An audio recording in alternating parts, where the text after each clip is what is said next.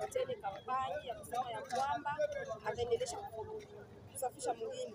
Ni pale mie kama acteur wa societe civile niligusa ndani ya kwamba inatakiwa tumakuja activite ya leo, sio ya mara kwanza. Tunawakompanyia meme, tunafanya meme matravo makaburi ya Birere, na nilipoona kama acteur wa societe civile ni mtu wa kukontrolea serikali, na ndio maana nilifanya baada basi ningechungulia kipi la meya wa mji na conseil de sécurité yake yote iko anafanya hapa, na nilipofika hapa niona ni mambo mazuri sana.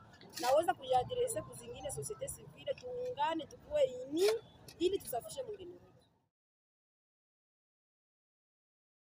Wa Uvira awange observe puisque Uvira ikikuwa nzuri, ikikuwa na usafi, tutapashwa kuvuta hewa nzuri. Ndio maana tumesema hatutabaki nyuma kama wafanyabiashara. Alpha Business kasema ifike pale kuapuye initiative ya kiongozi wa jiji ili tumupatie nguvu na tuoneshe ya kwamba tuko pamoja naye katika usawa iwepo, ikiwa watu watajitia pamoja na kujiorganize. Kitu tumefanya kia kwanza ni kuja kwanza volontairement kuapuye initiative, kuonesha kama tunaipenda, na vingine tunaweza kukaa pamoja ili tuangalie jinsi tunaweza kuboresha hii activity kupitia nguvu fulani.